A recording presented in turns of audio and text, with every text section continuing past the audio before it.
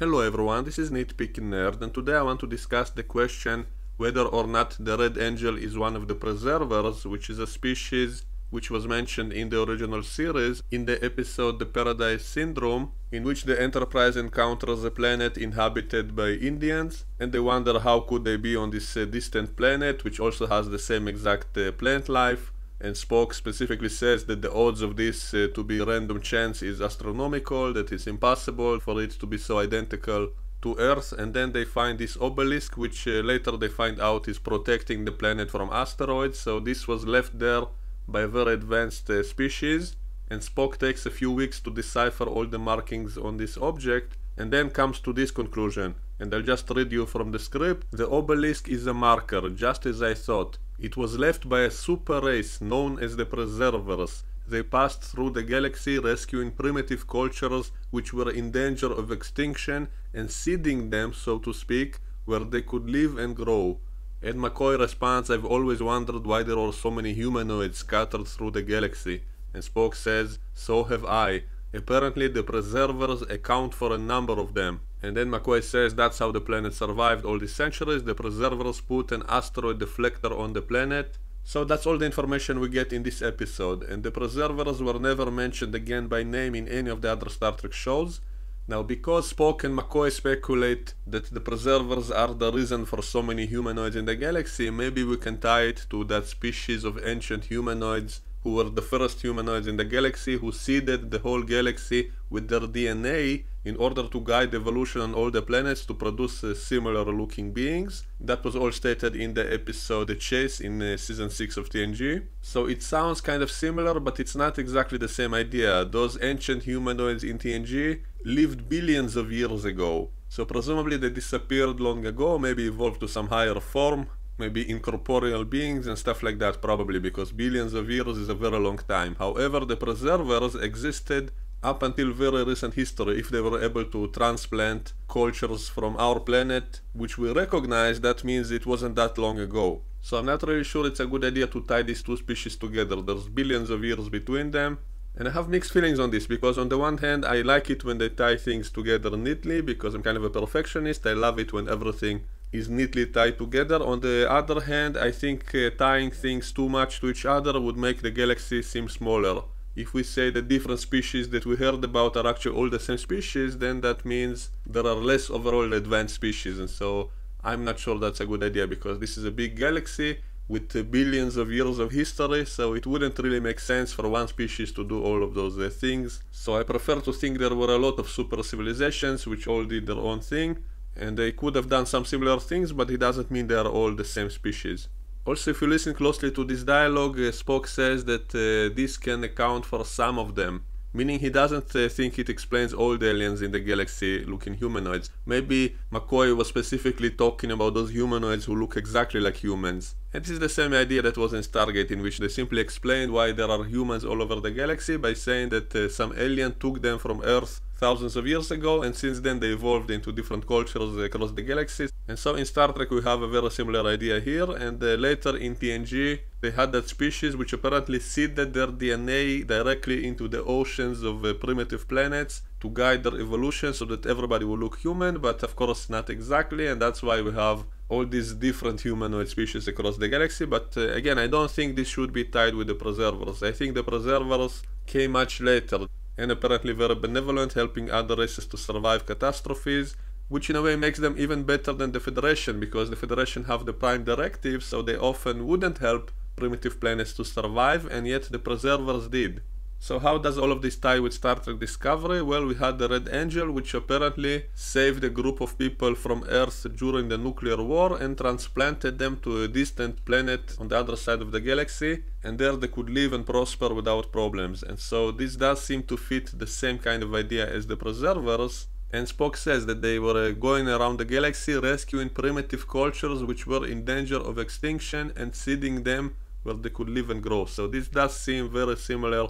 Now the problem with this theory of trying to tie it together is that wouldn't Spock know all of that before he deciphered that object? I mean, if he is in Star Trek Discovery Season 2, and he will be part of the plot, and he will know what the Red Angel is by the end of the season, I guess, And so why did it take him so long in that episode of TOS to know who the preservers are? Shouldn't he tie all those points together himself? So that might be a minor flaw with this whole idea. However, maybe Spock did know but simply didn't tell anyone. Which does kind of fit his character, because apparently he never told anyone that he has a brother, he never told anyone he has a sister, he didn't even tell anyone that his father is Sarek up until they all met them, and then he casually reveals that that's his dad and mom. So he seems to always keep things for himself, he doesn't seem to share his thoughts. And so in this case, maybe he did suspect it's all tied together, but he wasn't sure, and so he didn't want to simply speculate and give out information before he was absolutely sure and had all the proof he needs. We can simply assume that he suspected that right away, but because he wasn't 100% sure, he kept it to himself until he finished translating all those symbols, and then he had enough evidence to make this kind of statement. And maybe part of what he said to McCoy is not actually information from that obelisk. Maybe part of it is information that he gained from the whole Red Angel plot, which I assume will be explained by the end of season 2 of Discovery. You can also explain it by saying that maybe the mission of the Discovery was classified, and so maybe Spock wasn't allowed to reveal some of the information that he knew from Discovery. So maybe the existence of that other planet on the other side of the galaxy with humans living on it was classified, maybe to prevent people from Earth to try to contact them, because that would violate the Prime Directive. So maybe that's why Starfleet put a ban on all that information. And by the way, that settlement was called New Eden, and there was a mention of a mythical planet called Eden in another episode of TOS, in which the Enterprise encountered a group of hippies who were looking for a planet called Eden. So maybe that was the same planet that we saw in Discovery. Maybe some members of the crew couldn't keep a secret, maybe they spread rumors about that planet, but nobody knew exactly where it is, and so that kind of created this myth of a planet called Eden with humans living on it. And let's look at the exact dialogue. Spock asked them, what is your destination? And they said the planet Eden, and then Kirk said that planet is a myth. But Spock didn't say anything, he remained silent, so maybe he knew that they were looking for something real, but didn't want to reveal it because it's classified. And later Kirk asks Spock, do they really believe that Eden exists? And Spock answered that the myth might be based on truth, and so this is another clue that maybe Spock did know, or suspect that they may be referring to that planet.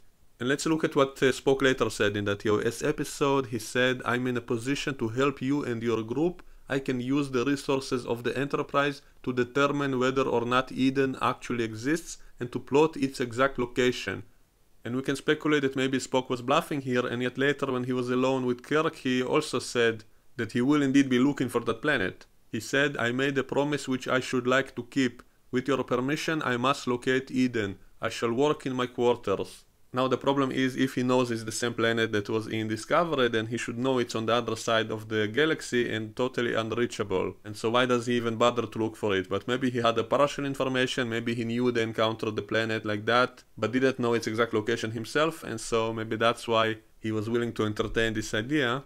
And later they do find a planet which they think is Eden, and they say that it's somewhere close to Romulan space. But it's apparently not the same planet, because when they go down there, no other humans are living there, and also the planet appears to be poisonous. Everybody dies if they eat or touch anything on that planet, and so apparently it's not the same planet. And Spock tells them, it is my sincere wish that you do not give up your search for Eden. I have no doubt that you will find it or make it yourselves. So to summarize, I don't think this necessarily has to tie with that planet we saw in Discovery, but I wouldn't mind if it is tied together, because there's nothing to directly contradict it, and it would explain where that myth came from, that people heard about such a planet and want to find it. So we can explain that the Discovery mission was classified, maybe to protect the Prime Directive, to prevent other humans from intervening, even though because of the distance it wouldn't make sense for them to be worried about it, because no one should be able to reach it for at least a century.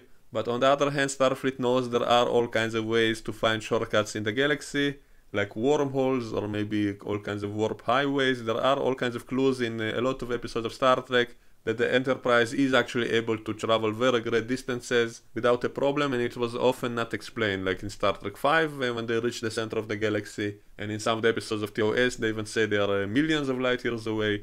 So we can say there are a lot of ways for a ship to find shortcuts, so maybe that's why Starfleet didn't want to risk it and simply kept the existence of that planet a secret. But some of the members of the crew of Discovery might have spread rumors to the rest of Starfleet, and that created this myth. So back to the episode about the preservers, we can assume that maybe Spock did know the truth about the Red Angel, which would have been one of the preservers, and he simply kind of connected the dot and made the whole story, and only when he had the full story, only then he told it to McCoy. But he could have suspected it from the very beginning of the episode. When he saw those Indians on the planet, he would have immediately thought about the Red Angel, which also transplanted humans to other planets.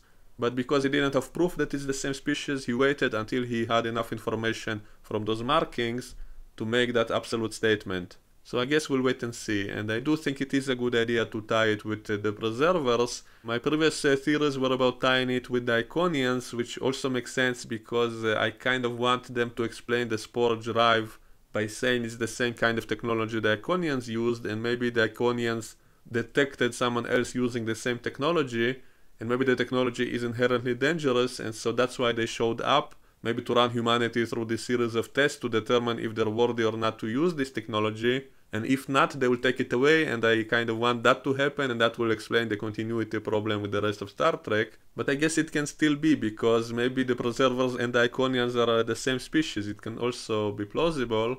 And the timeline would fit as well, because the Iconians also lived thousands of years ago, not billions of years ago, so it would make sense. And the biggest clue of all was in the third episode of Star Trek Discovery, when Lorca was explaining the spore drive to Michael, and he was apparently teleporting her to different planets using the spores, or showing her where the spores have been, something like that, it wasn't clear.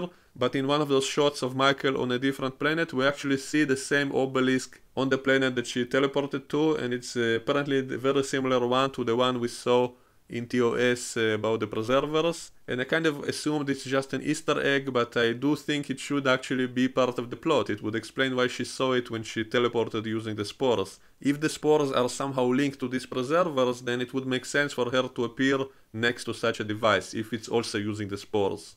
And so its appearance in that shot is not a coincidence. And so in this case, I think it would be a good idea to tie everything together, maybe say that the preservers later became known as the Iconians, and at some point they left the galaxy, and because the humans started using the spores, the Iconians somehow detected that and came back to this galaxy to run humanity through a series of tests and see how they do. And if they do well, they might permit them to continue using the spores, and if not, they might take their ability away. Maybe they'll block the spore network from this galaxy so that no one can use it again, which would perfectly explain this continuity problem. So that's my theory so far, and of course they don't even have to mention any of these names. We can make that connection ourselves. They can simply give us enough clues, and then we can tie everything together from what we know from the other shows. But they don't actually have to use the same names, and maybe they shouldn't use the same names, because then again it would create the problem of how come Picard didn't know about Starfleet encountering the Iconians in the past. So that's why I don't want the characters to hear any of these names, and that way only we as the audience could connect it. So they don't have to mention the Iconians by name, they don't have to mention preservers, but they can show similar things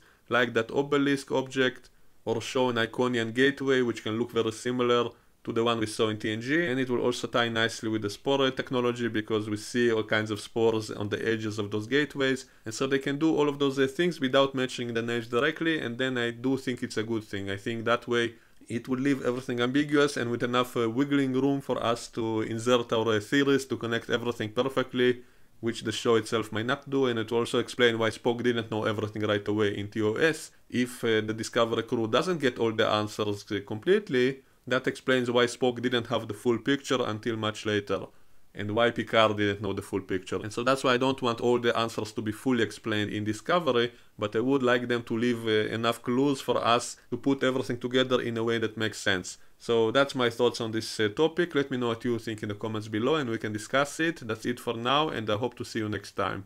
Bye bye.